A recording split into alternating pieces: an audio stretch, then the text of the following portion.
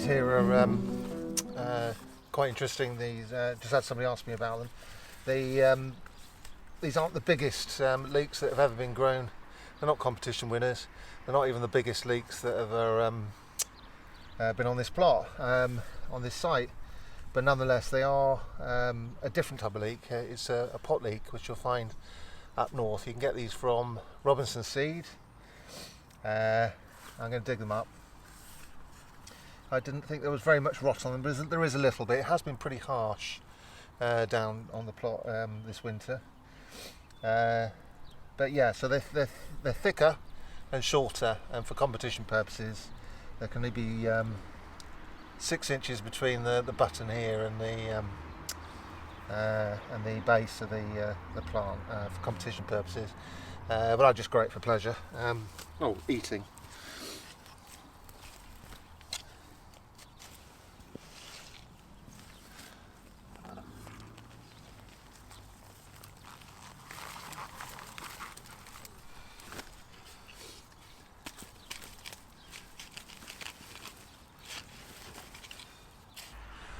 I only grew 3 of these as a novelty, and they have had some rot around the outside, which is a pain.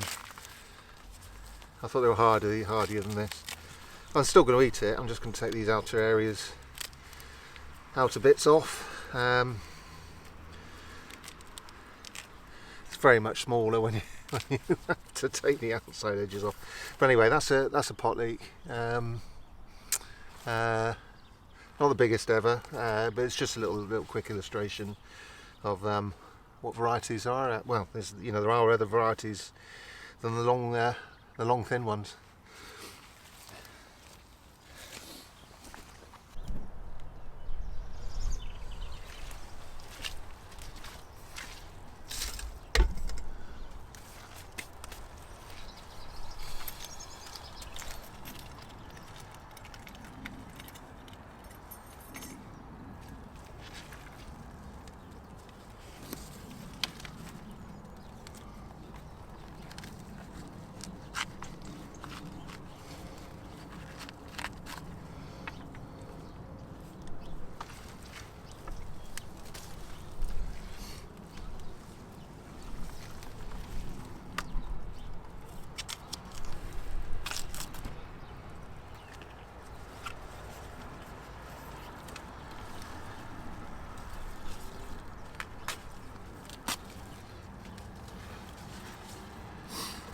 Getting smaller and smaller. There's quite a bit of rot on this. I was going to say that I found the pot leek hardy, but I don't think it is. I mean, so yeah, I'm going to eat a lot of that. But yeah, it's got a bit smaller from when I dug it up.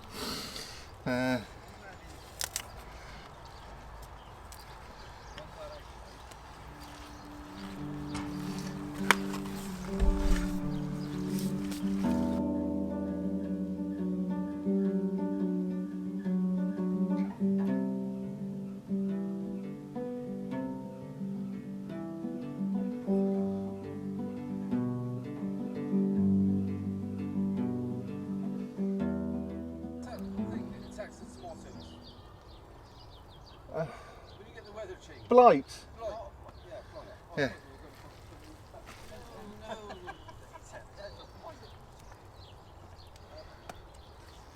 So anyway, I've got a problem with it's got some nice purple sprouting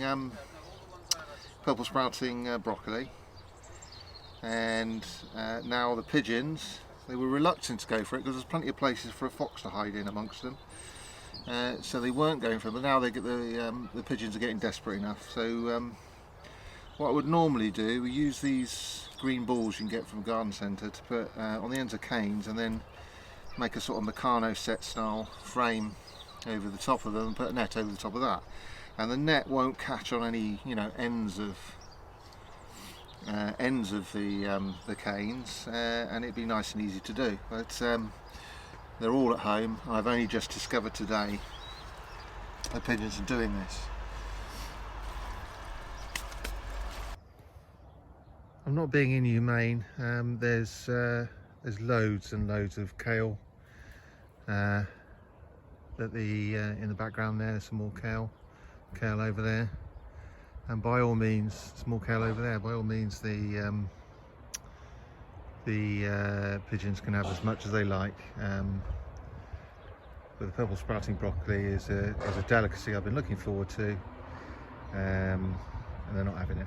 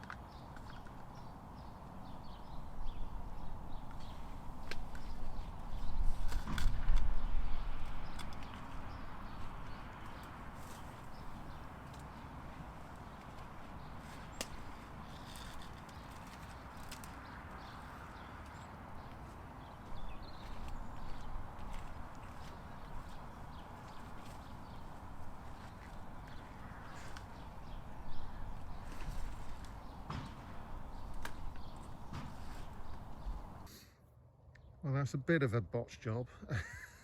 I was trying to do a good job here. It didn't work out. The netting, this netting, which you can get from a garden centre or a builder's merchant, you can. It's quite cheap. You can stretch it out with stones, pulling, stones at each end, pulling it down. But it started to tear, as you can see. It's getting a bit old, this stuff now. So this is just a temporary arrangement to keep the pigeons off long enough for me to get some new stuff.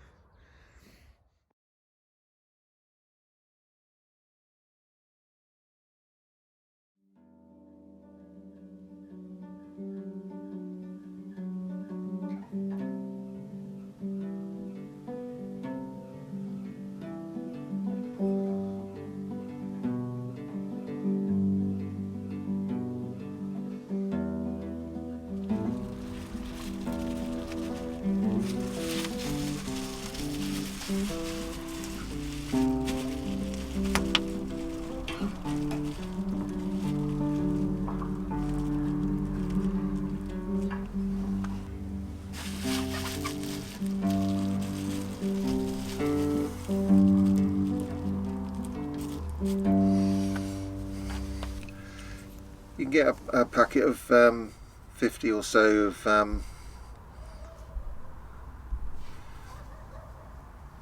of these. You get a ring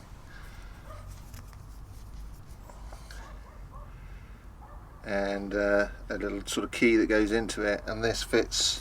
What this does is secure the bubble wrap. There's like a valley.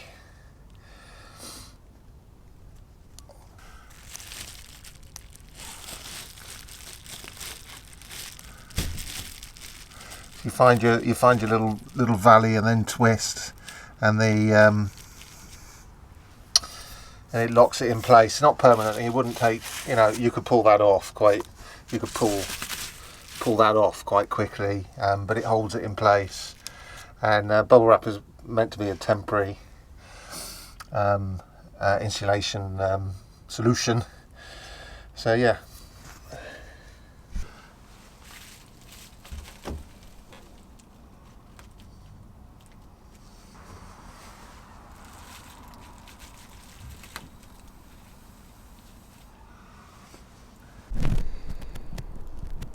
So that's looking a lot better, I think. It's a bit like looks a lot tidier. It's like doing up the buttons on a pyjama top, and there are some problems with it. Obviously, it's got a bit scrappy, but yeah, that's another thing that's kept me occupied under lockdown, which is what it's all about.